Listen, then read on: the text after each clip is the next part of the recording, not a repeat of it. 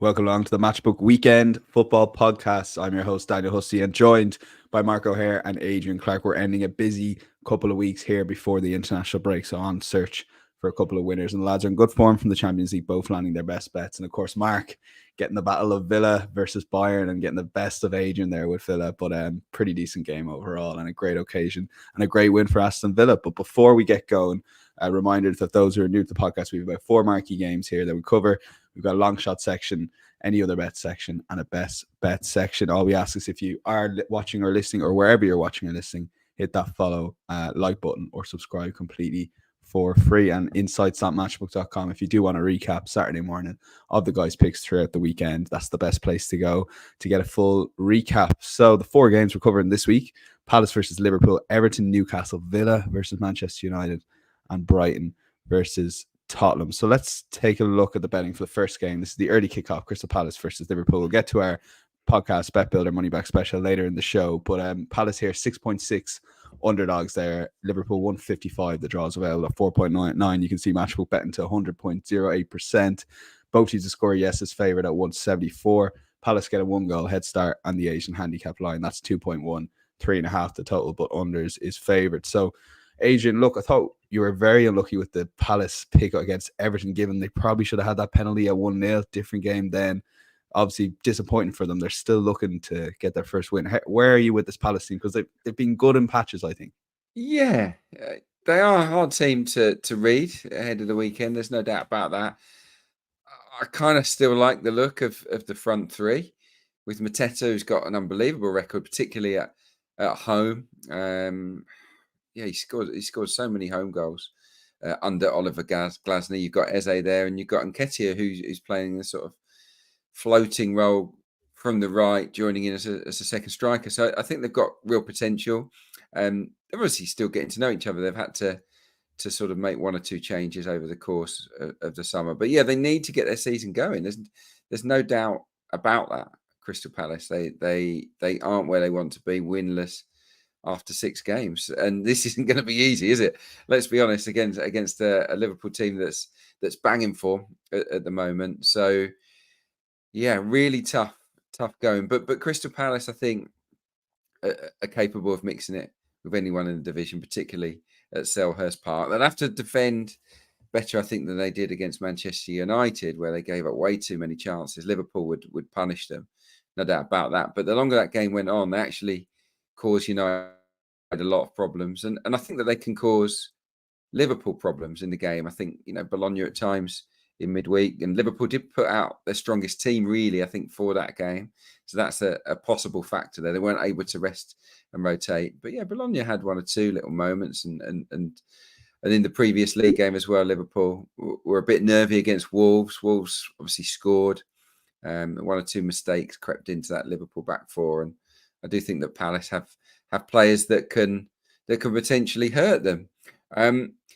Liverpool are worthy favourites, clearly, but I just looked at this and I thought Palace look too big. They look too big at home, when they are a team that have bloodied noses in the past on their own patch. So I was looking at Palace on the handicap, and I was pleased to get them onside at plus 1.25 goals at 1.82, and of course that means that Liverpool would have to win by 2 goals for us to lose our money. And that does appeal to me, because I think that Liverpool, while being worthy favourites, I don't see them maybe running away with this game. I looked at Palace's record at home. Their last 15 home games in the Premier League, Palace have lost by 2 or more in just 3 of 15. So, the odds are fairly favourable there, 12 of 15, where this bet would land. And Liverpool have a terrific record at Selhurst Park down the years. They've managed to win this bet, or basically win by two or more goals, just twice in 10 visits. Most of their victories have been by a single goal. There's been a few draws in there as well. So, I look at this Palace team, I think this Palace team is strong. It does have potential to be absolutely at least mid-table, maybe into the top half the longer the season goes on. So yeah, I'm inclined to go with Palace here on that kind of handicap, knowing that Liverpool need to win by 2 clear goals. We get an awful lot of score lines on our side for this particular selection. So look, I could wax lyrical about Liverpool. They've been superb this season, but the odds for me just seem a little bit too stacked in their favour. Yeah, the numbers, by the way, on Mateta, he scored 15 goals in his last 11 home games. We know that Eze can produce a moment out of nowhere. And Nketiah was always a bit of a big match player for Arsenal, often made an impact against some of the big six. So, yeah, I'll give Palace a shot at least making this competitive, plus 1.25 at 1.82. Okay, as Adrian said, a lot of correct scores on side with that bet. Mark, it's hard not to be impressed with Liverpool, just the quiet nature almost they're going about their business at the moment. Yes, they've been probably better than most of us expected them to be. Normally, after seeing such a historic, influential head coach depart, you do expect a downgrade in sort of performance levels. I mean, Sir Alex Ferguson is the obvious example, but it's been a similar case across Europe, really, when big figures have departed. But Arne Slot has taken over, and it's been business as usual. Obviously, a tinkering in style and approach, but Liverpool have been, for the most part, very, very good. Had that hiccup against Forest at Anfield when they deservedly lost, but I guess on more than one occasion midweek against Bologna, they had a number of headaches, but you could still tell throughout that match they were the formidable force of the two teams. So disadvantage for them coming into this match being Wednesday night, early kickoff on Saturday. We know Jurgen Klopp used to detest that schedule, but it is an inconvenience. It does give Palace a bit of an advantage coming into this, but I'm going to put the boot into Palace, actually. I think you guys were a little bit kind on them so far this season. I think they've been poor and played way below expectations. Everton last weekend, 17 shots, which looks good on paper, but they failed to generate one expected goal. Only 0.23 XG from open play against Everton, just 16 touches in the box in that match. Everton had double that. So I also can't really get away from that really timid display against Man United when they were played off the park for a good 45 minutes to an hour. Dean Henderson had to be in inspired form to keep them at level pegging. So I think there are issues around Palace at the minute. Elise's departure is obvious. I know he didn't play enormously last season, but he's a key figure. And without him, Eze's getting sort of double marked at times, and his influence has waned a bit this season. We know Glaston likes to play with attacking fullbacks to try and create those overlaps, but it's left the midfield under pressure. Kamada is a player I really like, but he doesn't look comfortable playing in a two. That's left Wharton a little bit overexposed, and in defence, Anderson gone, Richards and Riyad is injured, so Lerma's been playing at centre half, and up front as well. Mateta and Nketiah have managed just 3 shots on target between them this season. They've been starved of service, and so I think all across the team. Well, actually, Nketiah played at the left last week at Everton and was quite ineffectual, unsurprisingly. So I think there are holes and issues throughout the team at the minute with Palace, and they're not functioning to the same level they were 6 months ago. So I'm quite happy to oppose them in this game. I know Liverpool's schedule has been relatively kind, but they've passed most of those tests with flying colours. Their schedule after the international break is pretty frightening, actually. So they will be looking at this match as a big opportunity to pick up 3 more points, continue to lead the table going into the international break. And as Adrian says, they've got a terrific record at Selhurst Park, 8 wins in the last 9 visits. So the opportunity to back them at odds against Liverpool to win and under 4.5 goals, which is 2.04, is the price that stood out to me. If you look at the two teams' records so far this season, just one of their combined fixtures have gone over 3.5 goals, let alone 4.5 goals. So we've got a range of good, correct scores on our side. And if you want to be more aggressive, it's 2.66 for Liverpool to win and under 3.5 goals. But I'll take the 4.5, and it's a 2.04. Okay, game of opinions, Adrian, I guess. I mean, Mark no, really taking yours to task. No, Mark's right. The Palace have been way below expectations, but I still think there's a team in there. We saw it at the end of last season. And sometimes you just need the kickstart, and it can often happen in a big game like this. But no, based on what we've seen so far, it's hard to argue with what Mark said there. So, yeah, I don't blame you if you go down that route. I still think winning by 2 at Selhurst won't be easy, but let's see. I just can't get the penalty out of my head. I think if they win that 2-0, different game, and I'm going to lean Adrian. Palace on the handicap plus 1 goal / 1.5 goals. Yeah, so plus 1.25. Adrian, you did enough. Mark really tried his best, though. I was leaning towards Mark there. Hey, look, I was on Bologna. I was on Bologna with the start at Anfield. We get a half stakes win in midweek, and it could easily have been more. They created plenty of opportunities, as Adrian said. for some reason, Slot seems to be picking his best team in every game so far, despite sort of the busy schedule. So there is an opportunity here for Palace with the rest advantage, absolutely, to bloody their nose a bit and get on the score sheet. And if they score, you've got a great chance of getting something out of that handicap. Yeah, it'll be a close game, I think, and both bets can obviously win or at least return money. So, well, we're checking out, and the benefit of betting with the Asian handicap lines, and those lines are really competitively priced on Matchbook if you are betting with them. Let's move on to Everton versus Newcastle, a game Mark picked out here. So we'll take a look at the betting that we currently have on Matchbook.com and then go back to him. Everton 335 underdogs to Newcastle, 224 favourites at Goodison. Draws 5.0. Both teams score yes is 159. Everton get a quarter go head start on that aforementioned Asian handicap, and 2.5 is the total. So Mark, you wanted to talk about this game. It did stand out to me initially how short Newcastle were, and that's ultimately what you're going to be taking on here. Yeah, they're far too short. When I saw the prices, I absolutely wanted to speak about this game and absolutely want to be with Everton. So I'm going to back them with a half-goal start on the handicap at 1.8. It was a very big week for Everton last week. We mentioned the win against Palace, their first of the league season, but also the takeover news. It all appears to be going quite well off the field now for the first time in a long time, and that obviously has to have a positive effect on the playing side of things too. And Dwight McNeil scoring twice against Palace changes the mood completely, really, around Goodison Park. And I also wanted to give them a bit more respect, because we often sort of are led to believe Everton are a relegation battling sort of side, bottom six kind of team in the Premier League. And obviously the league table told us that last season, but it didn't tell us the whole truth, did it? Because they were deducted 8 points last season, add those 8 points on to what they actually achieved on the field, and they would have finished 1 point off the top half. So raw results without that points penalty, Everton are effectively a mid-table team according to last season. So let's start giving them credit for that. And I know they're an unfashionable side under Sean Dyche, and I know off-field issues have played their part, but they still remain a tough nut to crack. Defensively, they haven't been fantastic this season, but I think the return of Jared Brathwaite will have a big influence in that defence. And if you look at their midfield options now these days, especially in the sort of destroyer role or the role, the sort of 6 and 8 roles, you've got Mangala, Doucouré, Garner Gay. That's a formidable midfield, really. And I think Jesper Lindstrom's made an impact since he's come into the team, and Iliman Jai has been fantastic too. So they are starting to look capable, competent, and they'll be confident in this game too, I think too. So I wanted to have them on side with that start. Adrian was absolutely spot on last week with Newcastle. They raised their game for that early kickoff at St James's Park. It was rocking, picked up a very positive point against Man City. However, for that, they hadn't looked anywhere close to, their points tally had suggested. And, the tables have really turned here. This is an evening game at Goodison. So, the atmosphere will be in Everton's favour.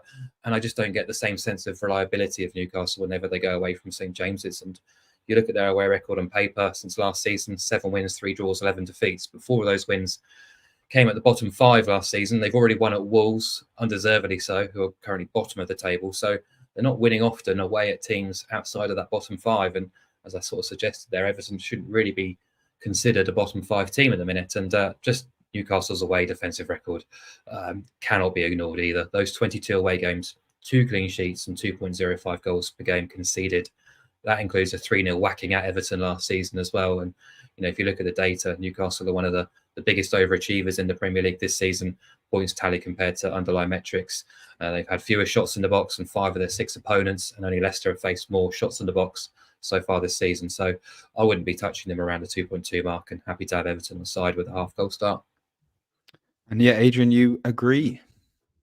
I do. Yeah, I do. I'm just going to add on under 3.5 goals, which turns sort of marks. Was it 1.8 something, wasn't it? To 2.63. So if you go Everton double chance and under 3.5 goals, it just inflates the price to 2.63. Now, obviously, under 3.5, it's not under 4.5. You could do that, of course, but I'm just being a little bit greedy here. Obviously, Everton haven't been great defensively. Mark hinted at that, certainly with the Brighton defeat at home, and then Bournemouth conceding those late goals. But and Villa obviously came back as well against them. But I do sense a slight improvement in that regard. Brathwaite absolutely will improve them. And their home record actually is really good. I mean, Mark's right to sort of remind us that they're not relegation fodder. They've won 6 of their last 8 at Goodison. And that run started in early April, and since then they've won more home points than any other Premier League team. It's amazing, really. So they've won 18 points on home turf during that period. Newcastle definitely are flattered by their position, by their points tally. It's actually their best start to a Premier League season for over 10 years. It's Eddie Howe's best ever start to a Premier League season. But I don't really feel that they've played brilliantly. I think that obviously, and they've got an issue with Alexander Isak up front at the moment with his toe. So they're having to sort of rejig. The goalkeeper's too busy, Nick Pope. I mean, they've had some quite hard games, I guess, but only Leicester's Hermansen and Brentford's Flecken have had to make more saves than Nick Pope this season. The reason I want to go under is that Everton, they didn't create loads of great chances. They've had the joint fewest shots on target. Newcastle, for what it's worth, are also ranked inside the bottom half for shots on target this season. Only one of Newcastle's games has actually gone over 3.5 this season as well. So I think that you can look at that line with a degree of confidence. I don't think it's going to be a goal fest. I just also wanted to point out on a pro Everton angle, the form of Dwight McNeil.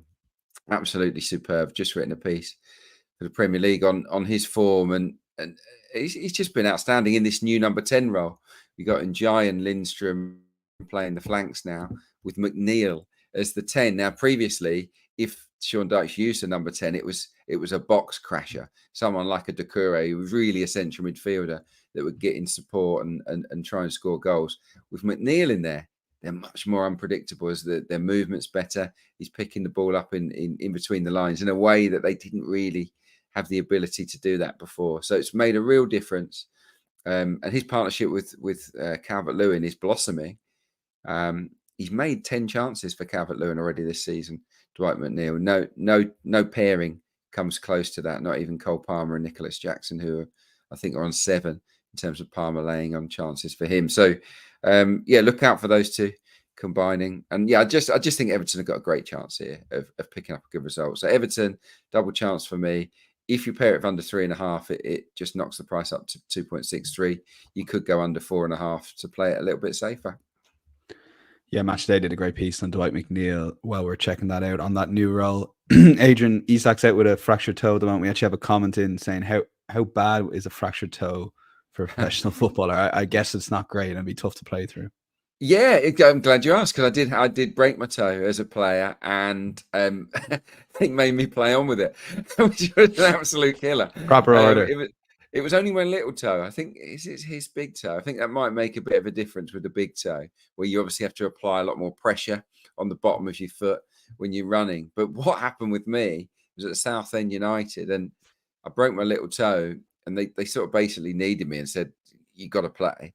So I had to have cortisone injections into my toe just before kickoff. They don't ever look at the needle when you're getting one of those, because they are massive. And basically it used to run out after about an hour to 70 minutes. So the last 20, you're in absolute agony. So no, of course it's a big difference. Any kind of foot injury for me was one of the worst, because for obvious reasons, it's football. You have to kick the ball, which is problematic if you've got a bruised foot or some kind of fracture. So, and it won't go unless you rest. The reason I played on was because it was coming towards the end of the season, where I could rest it. Isak, he has to rest it until it's gone. Otherwise, he's got it for the rest of the season, which is no good to anyone. Thanks, Owen McIntosh, for that question. We're going to lock in Everton double chance on the Asian handicap market with Mark. So that's plus half a goal at 1.8. They've been more cautious than Adrian, who's pairing it with under 3.5 goals. Villa versus Manchester United. I mean, how can you back Manchester United here? That's Villa 234, Manchester United 3.1. The draw is 3.8. We've got both teams to score at 155. Asian handicap line sees United get a quarter goal head start, and 2.5's the total.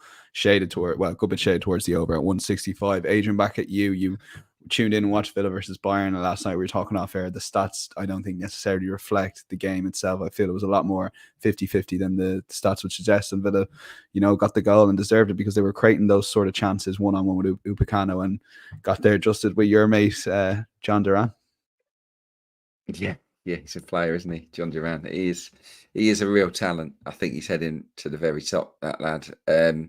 He's just a natural, and he'll probably be sub again in the game, and he'll probably come on and make the difference in the second half, because that's kind of what he does. The only chance I really give United here is the hangover. The sort of after the Lord Mayor show. Can they get themselves up? But I think they will be able to get themselves up. It's Man United after all. And they've taken some beatings from Man United, who have a great record actually at Villa Park down the years. But the bottom line is now Villa are a miles better football team than Manchester United. And they have a manager that's in a different league to Manchester United's manager. No one can argue with that, I don't think. What Unai Emery has done in a short space of time at Villa Park should embarrass Erik ten Hag, who still says he needs more time. He's had long enough to stamp his own mark on that team, and they're still very, very hit and miss, more miss than hit, if anything. So yeah, I can't go with United here, especially when they're playing tonight, Thursday, over in Portugal against FC Porto. That's a tough game. That's never an easy game in Europe. So I think it's stacked against Man United here. I'm going with Villa minus a quarter of a goal, which basically means half of our bet is on draw, no bet. So we get half our stake back if it's a draw. Just a little bit of protection there. We still get better than even money. It's 2.02. So you're backing Villa to win the game. But if it is a draw, which isn't an impossible situation, you do get half your stake back. So that's where I'm going with it. I think that the power and intensity of Villa's tactics could be too much for United, with Rodgers in particular, and then the speed of Watkins and then Duran. I just think that United aren't equipped to really handle that. We saw them crumble and wilt, didn't we, against Liverpool, when they were pressed high, when they had real fast quality forwards around them. We saw it against Tottenham, who did exactly the same thing, swarmed all over them, overpowered them with pace and intensity. And I think that this Villa team have the tools to do something similar to United, who, remember, lost at Brighton, only drew at Palace. Obviously, they won at Southampton, but I think most people will win at Southampton this season. So yeah, you got to fancy Villa here. Like I say, there's only two reasons not to fancy Villa. That is the hangover from the glory night against Bayern Munich and the historical record. And that historical reads Aston Villa have won the last 25 Premier League home games against Manchester United, which is just mental, really. But they're better than Manchester United, and they should win this game. Adrian's picked out two reasons United might win this game. Neither very confident or pro Manchester United ones. Mark, is there any other reason you would have sided with them before you ended up with Villa here? What was your thought process? My thought process was Manchester United are too short, and what the market is telling us right now is that Manchester United are slightly the better side of the two teams, and I would love to meet the person who believes that to be the case, because I certainly don't. And I wish I could make sense of Manchester United. The first time in forever, I felt kind of comfortable and confident backing them on a particular line last weekend, and they produced that catastrophe of a performance against Tottenham.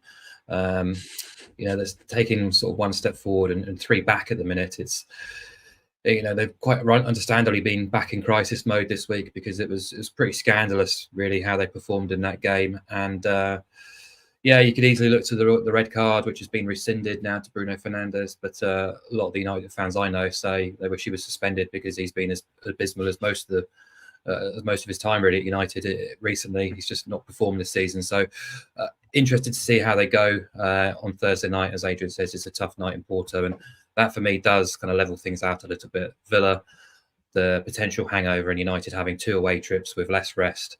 Villa at home for both of these fixtures, which I think is a bonus really for them. And I kind of go back to last season, mentioned it before the Champions League.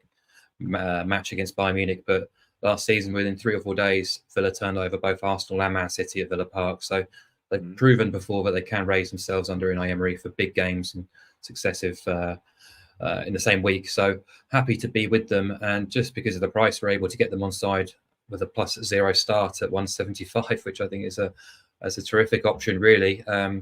United away from home, we know, do not tend to perform at top half teams.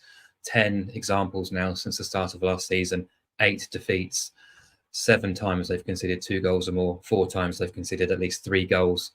And yeah, just I don't want to overreact to just one game, because I do think there were positive signs going into that match against Spurs, but the way in which they were ripped apart was quite eye-opening, really. And Villa, I think, against Ipswich clearly had their eyes on that match against Bayern Munich, but overall so far this season, I think it has been positive for them. Their best Premier League start since 2008. They're only 2 points off the top, 1 point behind Arsenal and City, and they've also only lost 4 home games since the start of last season in the Premier League. So to get the draw on side here at 175 does appeal to me. The only way we lose our money is if Man United win. Okay, yeah, happy to lock that in. A little bit more cautious. We'll go draw no bet because we can, as Mark said. Villa, draw no bet 174. Final game, Brighton versus Tottenham. I mean, what a game we have in store here. We're very much looking forward to this game, and this is going to be our podcast Money Back Bet Builder, which we'll get to after Mark and Adrian make their cases. Brighton 3.0 to Spurs, who are 2.3. The draw is available at 4.1. Both teams to score. Another one of these outrageous prices, yes, is 141. The Asian handicap line sees Brighton get a quarter goal head start, and the total for this is 3.5, and that is unders being favoured in that market, believe it or not, at 192. Mark, this is your kind of game, isn't it? Oh, yeah. You know me too well, Dan. Absolutely. Lights, camera, action. There's going to be cards and goals galore, I think, in this game, and that's right up my street. I mean, on first glance, I thought Spurs were a little short for this match, but then sort of doing the analysis and going back over what we've seen over the last couple of weeks, I can kind of see where the market is, because Brighton's defensive game in the last couple of weeks has been pretty poor, and I mean, almost suicidal at Stamford Bridge last week. It's hard to ignore that, and Van Heck's injuries are a big blow. I think without him, they might struggle. Adam Webster didn't look sharp at all on his first league start at Chelsea.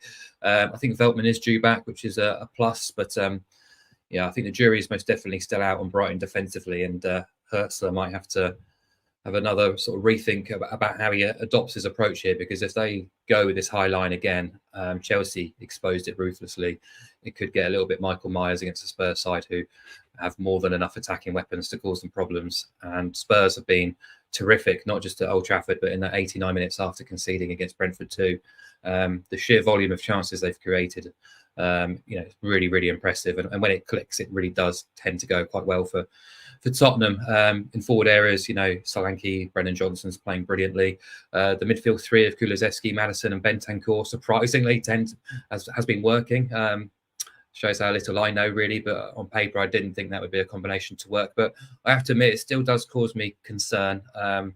It's a lot of work for Bentancur to do there. I know Kulusevski's got a terrific engine, but the kind of only sort of half defensive player in that midfield setup, when you've got two of the most attacking fullbacks in the side as well, doesn't fill me with confidence defensively with Spurs, but rarely have I been confident in them defensively under Postecoglou. And that last week was only their fourth away win in 18 under Postecoglou against teams outside the bottom four, but it was so emphatic, you've got to give them huge credit for it. So I kind of came around to thinking, look, I don't really care what the result is, who wins, and I don't want to side with either team here.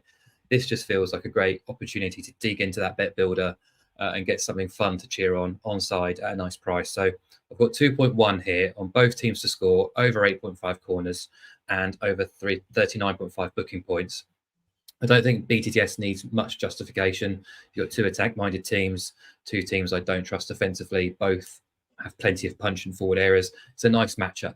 Corners-wise, these are the tallies in Tottenham's matches so far. 8, 13, 13, 19, 17, 15. And each of Brighton's last four have hit double figures. So I think 9 should be well within range. And then cards, 4 cards or more in 5 of Brighton's 6. And Spurs' last 4 games, 10, 4, 8, 8. And the referee here is David Coote, who's hit 4 cards or more in 22 of his last 26 league games. So the combination of that 3 gets us to 2.1, and that's the kind of bet which I will enjoy and look forward to cheering on Sunday in what should be the game of the weekend. Picture Mark sitting at home cheering on goals, corners, and cards. Like, that's it. That's heaven on earth, mate. Adrian, take it away. You're in broad agreement, but like, sum up this game. It is such a fascinating game. I mean, the memes on Twitter of the high lines where all the players are just like on the semicircles, and then the 2 goalkeepers, both of them on the edge of their 18-yard box. Yeah, I haven't seen that, but yeah, I'm sure that'll pop up on my timeline. No, Mark's set it up beautifully, I think. Yeah, it's it looks a beautiful game on paper. I think Brighton's defence is a concern. I really did. That was a bit of a horror show at Chelsea, and Van Hecker is a good player, and I think that they will certainly miss him. You can see Tottenham swarming all over Brighton, and Brighton trying to do the same to them. And yeah, I think there's going to be a lot of chances. Spurs have had the most touches inside the opposition box in the Premier League this season. Brighton are 5th in that regard. So, and I don't think from a Tottenham perspective, I don't think Brighton are bad opponents for them at all. It's the teams that sort of low block them that they sort of run out of ideas against a little bit. But teams that will come at them and look to harry and win the ball back in high areas, that squeeze up to the halfway line, that is absolutely perfect for an Ange Postecoglou team to go and hurt them. And we've seen it, haven't we, with Son, and well, not so much Son last week, but with Johnson and all of the other pacey forwards, Solanke, who's, I think, settling in pretty well. I think they can go and hurt Brighton here. I give Brighton a chance, obviously, on home turf. They won this game 4-2, I think, last year. So, you know, you can't write them off completely. But based on current form, I would say that Tottenham are worthy favourites. So my angle would be that Spurs double chance. So, you're getting the draw and the Spurs win. And over 2.5 goals, which, again, probably doesn't need too much of an explanation given how attack-minded they are. That comes out even money. So it's a similar price to Mark's pick. So yeah, it's one of those, you can take your pick, or you can do a little, you can make a bit of an acca, I guess. Yeah. I did look at even going with Tottenham Brighton double chance instead of the Tottenham draw, because Brighton and Spurs never serve up draws. I think one in the last 14. Yeah. But I do feel that Tottenham have got a good chance. They're set up nicely to maybe win this game, but win an entertaining one. Yeah, you can play around with the bet builder here. Myself and Ryan have done our best to come up with a £5 money back podcast bet builder from the 4 lads. So 2 bets each from them. So this is a 3.0 shot, £5 money back as a free bet if this loses. So we're going to lock in Tottenham double chance and over 2.5 for Adrian, and we're going to do the corners at over 8.5 and over 39.5. Booking points comes at 3.0, leaving out both teams to score, but you can of course throw that in as well. That'll be available on insights.matchbook.com if you want a full recap. But as Adrian said, you can really go to town on this bet builder product. So now when you're happy enough with your price point in mind, as I mentioned, that Matchbook Insights will have a full recap of all the guys' picks. Let's move on to any other bets here. Mark, you've got 2 selections starting in the EFL. Yeah, rinse and repeat job on Gillingham again this weekend. Both teams to score no landed against Barrow last weekend. I'm going to back the same price again, same bet again, I should say. Similar price. It's 194 for both teams to score no when they go away to Crewe. And this bet has landed in each of Gillingham's last 8 and in 6 of Crewe's 8 so far this season. Include all of their league matches. It's got a success rate in 14 of their last 17 combined, and we're not getting far off even money. It's the outside of the 2 in the BTTS market, which makes little sense to me. Gills were beaten in midweek against Grimsby at home 1-0, despite allowing just 6 shots on their goal. It was only the 3rd goal they've conceded in 9 games overall this season. So we know defensively they are pretty strong, but also going forward, they're not adding a huge amount, especially away from home. I looked at their 4 away games so far this season. They've ended 1-0, 0-0, 0-1, 1-0. They've averaged just 0.93 expected goals in those 4 matches and scored just twice. So I'm not expecting them to go all out attack at Crewe, who were beaten at Newport last week. Didn't have a game in midweek because of the Wimbledon postponement. That game against Newport snapped a 4-game winning streak. They've also been very, very good defensively. And Data suggests that Crew are actually the best team in the division defensively. They've got the best XG against figure when we strip out penalties, just 0.64 per game, which is really impressive stuff. They've kept clean sheets in half of their 8 games, 3 of which have arrived in their 4 home fixtures. Those 4 games have averaged have averaged 1.71 expected goals. So I think both teams know how to lock matches down, and I would be surprised if this match escalated. So to get BTTS not far off even money does appeal. So that will be the first. Then we will go to Sweden and back AIK to beat Häcken in the Allsvenskan. AIK are the form team in Sweden so far this season, or at least at the moment. They're leaving it a little bit late to have a title challenge. They won't finish top, but they will look to be finishing in the top 3, which would get Europa Conference League qualification. They're on a 9-game unbeaten streak, of which they've won 8 games, and in their last 8 games, they've conceded just 1 goal. If you look at that 9-game unbeaten streak, they've beaten the side in 2nd, 4th, and 7th. And the game they were held in, they drew 0-0 with the league leaders Malmo. So they're going great guns at the minute. They're in the top 2 and 3 for almost all major metrics at home, and they're playing a Häcken side who are in mid-table in 8th, just inside the top half, but they've done almost all their best work against the bottom half.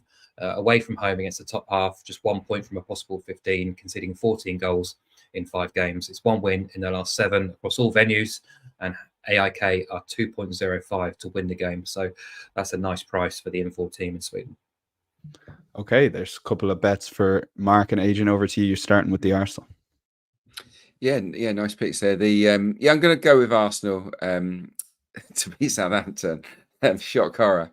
But obviously they're unbackable just to win on the nose. But if you pair it with over 3.5 goals, it comes out a nice 2.18, which really does appeal to me. Obviously 4-2 against Leicester last week. It was always going to be a tighter game, I think, against PSG. Really controlled performance, excellent from the Gunners. Just as well, me and Mark predicted that kind of game, and that's how it turned out to be. But I think against Southampton, they'll look to rack up the goal difference a little bit as much as possible. Arsenal, they play with a little bit more freedom, knowing that they can cut loose a little bit. Last week against Leicester, I know it took till injury time, but 36 shots. It's a record XG for Arsenal at home for the last few years. It was the highest of the season so far until Spurs went to Old Trafford and topped it. So Arsenal creating stacks of chances against Leicester, who I think are better than Southampton. So and Southampton, of course, dented by a really dreadful performance by and large against Bournemouth on Monday night. Pressure's really sort of cranking up on Russell Martin, who keeps changing things, which I think obviously won't change his philosophy and the way they play, but the system, he keeps tweaking it. He went with no striker in the first half, ripped that up at half time, and went back to having 2 up front. So yeah, he's getting himself into a bit of a pickle, Russell Martin. And I think if you're in a bit of a pickle tactically, and then you've got Arsenal away, that's problematic. So I think it goes without saying why I would go for this, and why I want to go over 3.5 and not go for any other home win, which comes out at a better price, doesn't it, Daniel? Was it 2.8? 2.8-ish, yeah. Yeah, 2.8-ish. So if you think Arsenal are going to win and score 4 goals or more, you could go down that route and get a better price. But Arsenal last season, and as we saw against Leicester, have had a habit of conceding the odd goal here and there as well. I think it happened a lot with bottom half sides last year, where Arsenal won and both teams scored. There was a lot of 2-1s, 3-1s, and I'm scared of the 3-1 is where I'm coming at, because I think Arsenal will score at least 3. I wouldn't put it past Southampton to get 1. I think Arsenal are likely to score 4 or 5, maybe even 6 in this game. That's how well they're playing and how badly the Saints are. Funnily enough, mainly thanks to that City game, Arsenal have faced more shots than Southampton, 95. Southampton have faced 93. And yeah, they're right at the top end in terms of shots faced this season. I think that Southampton might nick a goal. Their XG certainly says they should have scored more than twice as many as they actually have. So they could score here, but Arsenal, I think, will score 3, 4 or 5. So Arsenal went over 3.5, 2.18. Okay, we'll lock that in. And second selection is Norwich double chance and both teams to score. It's a bit of a bet builder bet here versus Hull City. Yeah, cheeky one in the Championship. Yeah, I've seen a lot of Hull lately. I've seen 2 good wins for them on the road, sort of at Stoke and then at QPR. They scored 3 in both games. Sandwiched in between, they scored 4 against Cardiff at home. So that they're flying in terms of their attacking output. But honestly, anyone that's watched Hull this season will know that it's carnage at times. They put their centre back. They play with a back 4.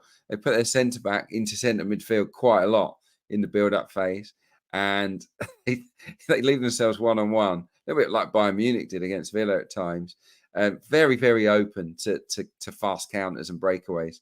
Hull City, QPR were unlucky really not to score a lot of goals in the game. The whole goalkeeper was superb. So I'm actually going to lean against Hull. I think they're playing one of the best teams in the division, in Norwich, who have an unbelievable home record. You have to go back until the 5th of November 2023 for the last time Norwich were beaten in the Championship at Carrow Road. It's a record of 12 wins and 7 draws, no defeats. So they're very, very confident on their own patch. And you look at their record at home this season, 1-1, drawn 3, lost none. And you think, I've drawn 3, but they've beaten Watford, who aren't a bad team. And then they've drawn with Leeds, Sheffield United and Blackburn, 3 of the absolute top teams at the start of this Championship season. Hull, for me, aren't as good as those teams.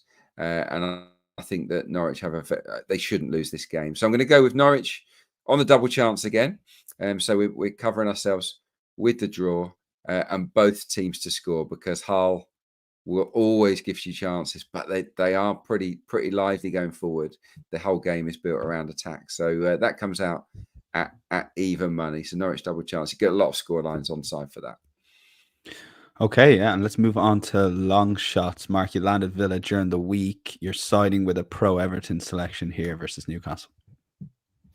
Yeah, I really like the price on Everton. I think they've been disrespected by the market in this game, so we'd be happy to back them on the nose just to win the game. But for long shot material, I'm going to include both teams to score, which boosts the price to 5.8.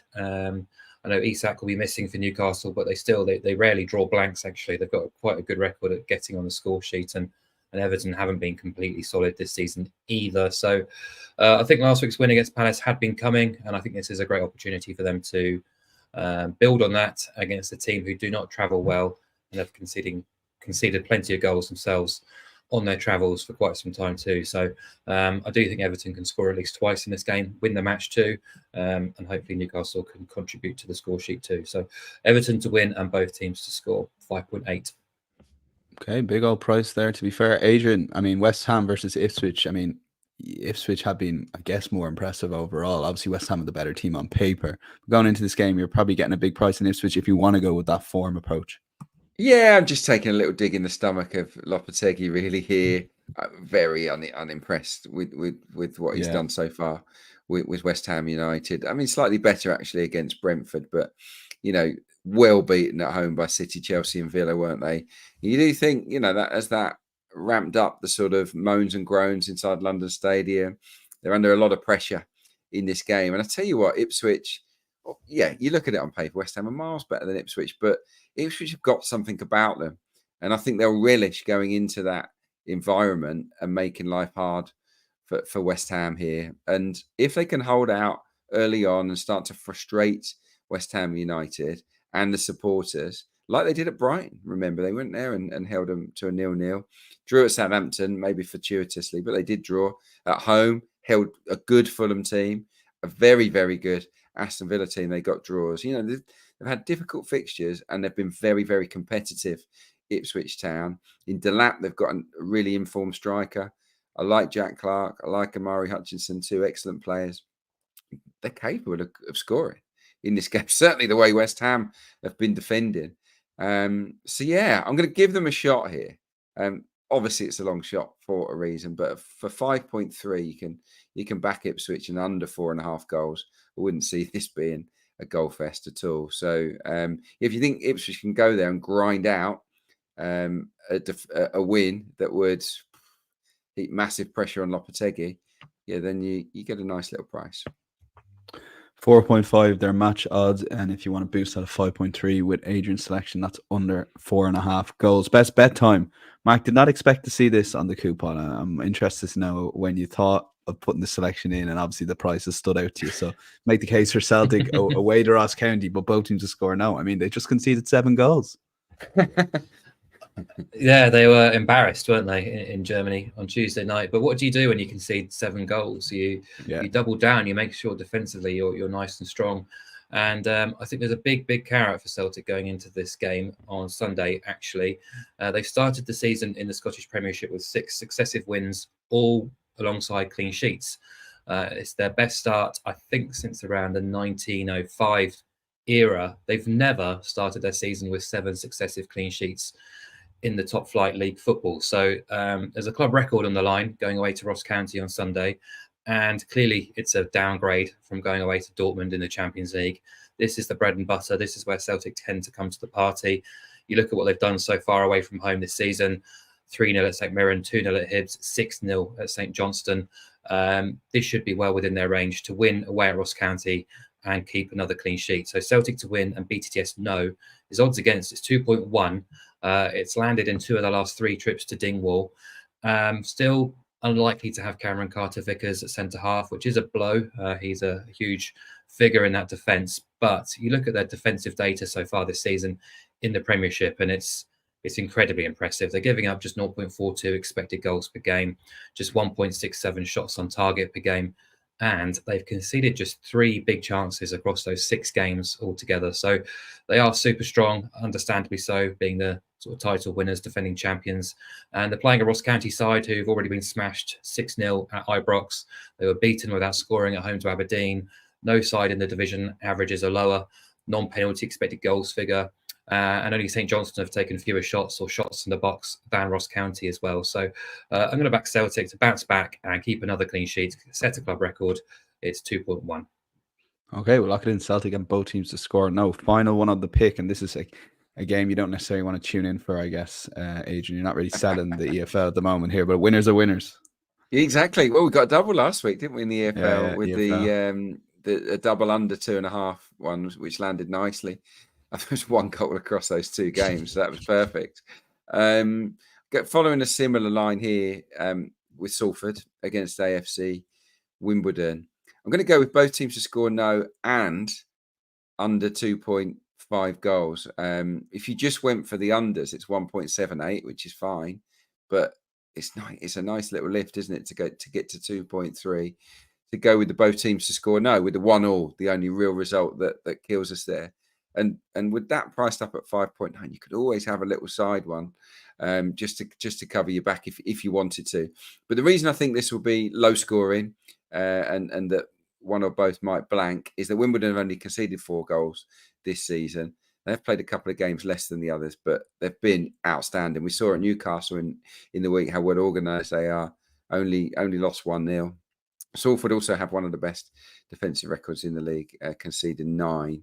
The Dons, by the way, have only faced 47 shots, which is 19 fewer than the next best. So they're very, very solid. A few numbers for you. 6 out of 8 Salford games have gone under.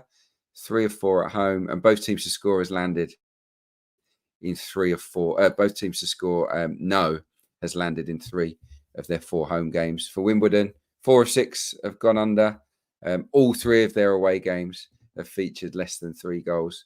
And 5 of their 6 games overall, both teams to score no has landed. So, and all 3 away from home. So, everything stacks up here towards a 0-0 or a 1-0. Maybe a 2. You could get away with a 2-0 either way. It's just that 1-1 that we're risking.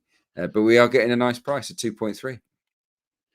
Okay, let's lock that in. Both teams to score now under 2.5 goals. That's Salford versus Wimbledon. We're done. My thanks to Mark and Adrian at insights.matchbook.com. Full recap. If you are watching on the YouTube live stream, a lot of you guys are. Take 2 seconds, hit that like button. It would be much appreciated to all of us here at Matchbook. And we're going to have a 2-week break, believe it or not, lads. Well earned. And then we're going to be back. And we're going to ramp up for around 4 weeks, I think it is, and then another international break. But look, this is the world we live in. But the guys will get a well-earned break, and you will too, the listener and viewer. And we'll be back Thursday week to preview the upcoming Premier League week's action as well as EFL and Europe and all the best. If you're having a bet over the weekend, enjoy. Make sure it enhances that enjoyment. Please do so responsibly on Matchbook, and we will chat to you in a couple of weeks. Bye bye.